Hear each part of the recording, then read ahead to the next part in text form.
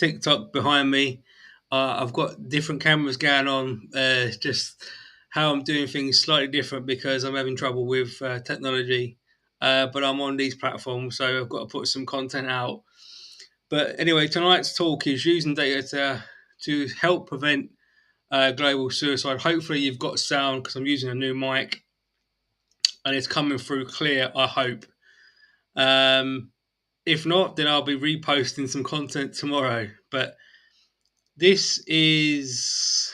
I'm smiling because I'm excited about this talk.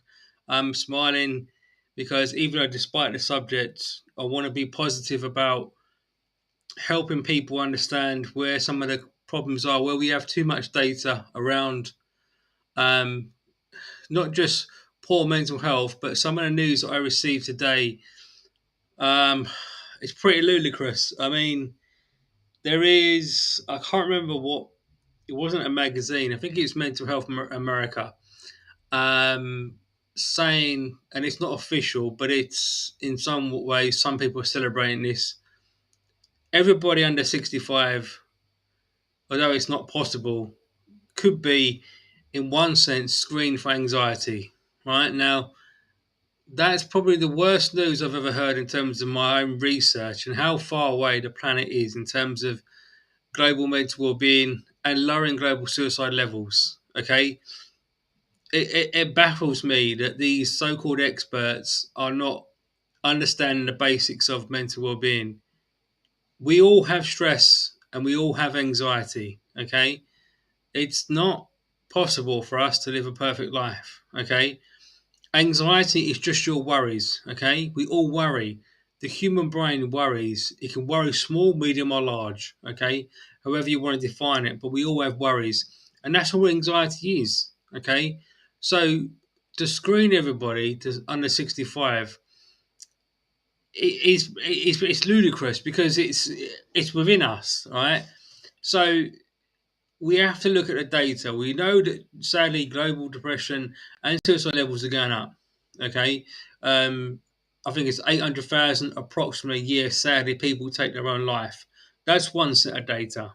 Okay, and it's very hard to measure global suicide in some respects because proving someone wanted to end their life is very difficult for law enforcement. It's not an easy task. So that creates problems, and some countries sadly don't always report. They don't. Well, number one, they don't have national suicide prevention policies, and number two, sadly, they don't have. Well, they would because they don't have policies. It's very hard for them to always take an accurate measurement around people that attempt to end their life and want to end their life and do end their life, and so it's very difficult. And it frustrates me as a researcher and a thought leader because I know that with global depression rates as they stand, referenced 29% of America from Gallup recently reported that people are suffering depression or know someone that's been diagnosed. Okay, that percentage is probably a lot higher when you measure what real anxiety is for everybody. And because we're not taught in schools and colleges how to manage our stress and anxiety, which is something I'm campaigning for.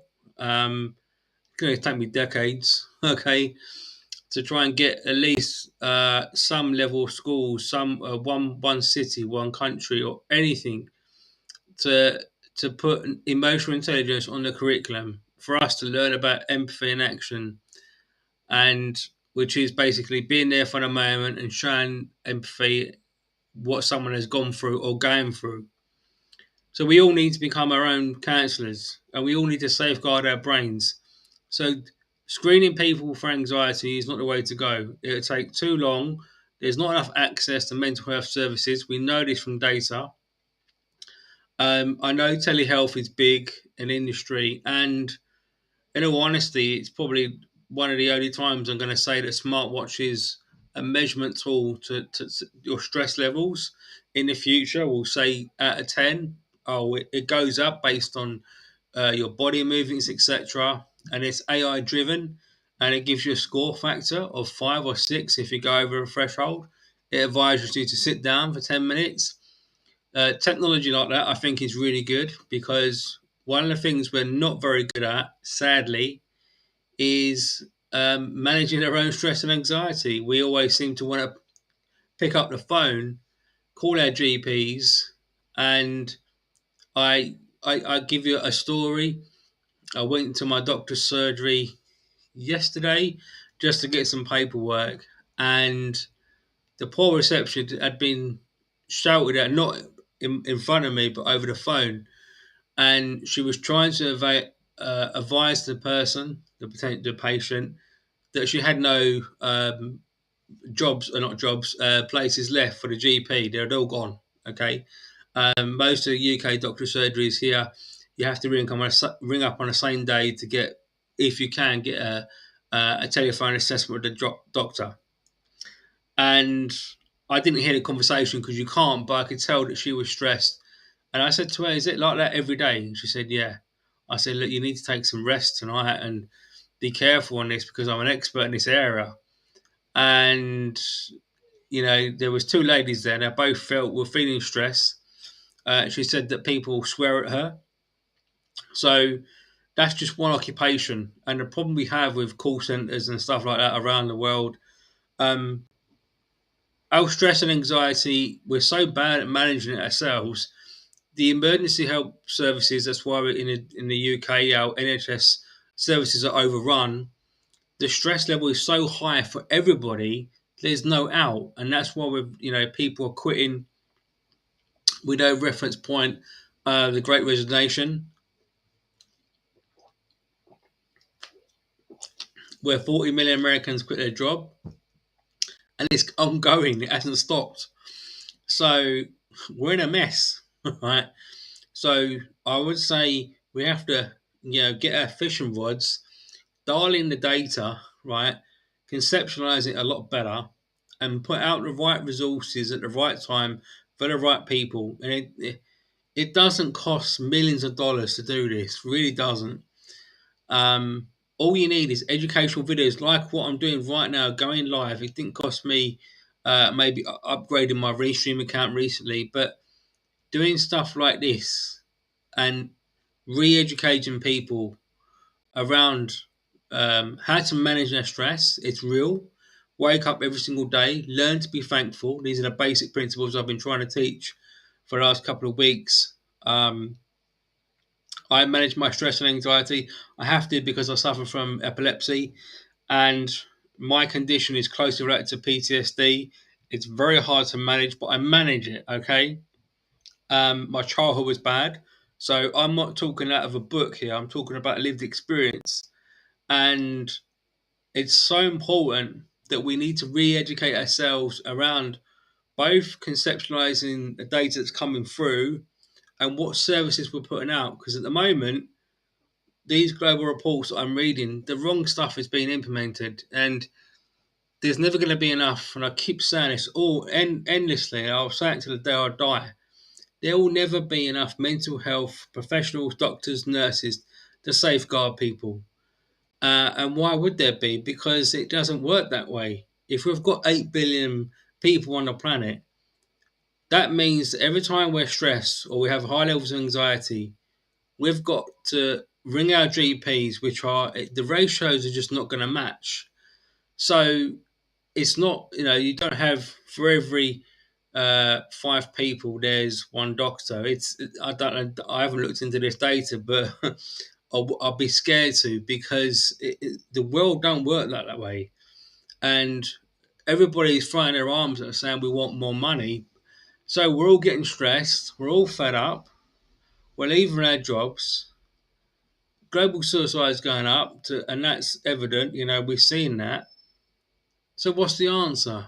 The answer is that we need to re-educate ourselves about stress and anxiety. We don't need to be screened to say, "Oh, you've got anxiety. Yeah, I've got a brain. I'm going to worry about things. I'm okay with that. I'm learning. I'm not perfect." And the more you can be real with that very statement, trust me, you start making breakthroughs with your own mental well-being. So much so, you'll be able to turn around to somebody else, okay, and teach them. So it's just like, it baffles me why these. I mean, they've got PhDs, etc. I don't get it. We need to accept that we're going to have stress and anxiety in our lives. How can we not? If I wake up tomorrow and there's a thunderstorm, my anxiety might be up a little bit because I I'm not saying I'm petrified of thunderstorms, but I might feel a little bit down because the weather's grey and there is a term called winter blues or depression blues. I think is winter blues or something, and it does make us feel quite negative. But I know because it's raining, I feel down, and it's all right for me to feel that way. It's how I use it, my thought process is. And this stuff is not taught anywhere. Okay. I've looked at so many courses online, and there is no LinkedIn courses teaching the basics of emotional intelligence. I think they're over complicating it, I'll be honest. Not just on the LinkedIn platform, but generally speaking, all the big course providers. Um, there are some great YouTube videos out there, but we're not getting the education out into schools and colleges, and more importantly, well, that's very important because it's our children's children, it's our future, or the world's future in one way. But we're not teaching ourselves, and at the moment, the EQ is too much on the side of the commercial business and e-learning and L&D and trying to promote that side of it. But the culture it should be in our society. We should be talking about as much as climate change as emotional intelligence, because if we have good EQ, we can think of the new innovations that will help climate change. So that's where I stand on it. I'm very passionate about this. Um, I know I could save like 1 million lives tomorrow, not because my research is profound, because it's the basics. We need to stop telling people and ourselves, I suffer from anxiety. No, you're going to have worries, right? It's accept that. You can't wake up today. We don't live in a perfect world. The war in Ukraine, everything, the cost of living crisis, 20 years ago there was problems. There'll always be problems in the world. It's how we respond up here that matters, and we need to think through that. And we need to teach ourselves. We might need to watch new videos like this, like I'm trying to teach you now. So that's where I stand on using data to help prevent global suicide. We need to teach ourselves how to manage the basics of stress and anxiety, accept them, be thankful, and you'll get better at this yourself. I can't teach you everything you need to know because your life is your life. I don't know what worries and concerns that you have. So you have to be real with your thoughts, and you have to, it's not as easy as, oh, just don't worry about it, because that's just rubbish. You need to accept that, oh, why did I feel upset yesterday? Oh, I know now, because Tom spoke to me rude at work. I'm not happy about that. And you speak to yourself first, and you be with your thoughts, you meditate on that. You're going to worry. It's going to be a little bit of stress. That's okay. And then maybe, just maybe, you go out and you speak to somebody, or even you confront that person. Hopefully, not in an angry way. You learn to kind of be more professional, and it's all right to have a scream and tempo and stuff. Not if you're not, obviously you're not harming people, but we got to face our emotions. Yeah, there is need to have acceptance over that. That sometimes we feel scared. I'm an adult. I'm 45. I have worries, and I'm okay with that. So I'll end the talk there. I'm nearly up to my 15 minutes, which is I don't like going over my 15 minutes. I hope the sound is coming through because I'll be gutted if it's not. But yeah, I just want to get this out there because after reading this article and news from Mental Health America, it's like, oh, it's like we're not teaching the basics if we don't, and it's scary because there's too many lives being lost every 40 seconds. Someone ends their life, and I'll keep preaching what I know, my knowledge, my research, and getting people to understand the basics of emotional intelligence and managing their stress and anxiety. Except you're going to be worried. It's all right. It's okay. Um, the saying was previously in the pandemic, it's okay not to be okay. It's okay to have stress. It's okay to, you're human. You just need much more better accepting that. And when you do that, the process is through it. And whilst I can't get a magic wand and you can't to move that all stress away, the more you're real with your thoughts, the better your mental health will be because you'll start to build momentum. You'll manage it. You'll still feel, you know, a little bit of stress and you'll be worried about something, but you can work through it in an open way because you're being real with it. You're accepting it. And that lowers the thought processes down a lot in the head. And going for walks, and clearing your head, eating and sleeping well. These are the basics, okay? But I'll end the conversation there because I've now gone up to 16 minutes, which I don't like doing.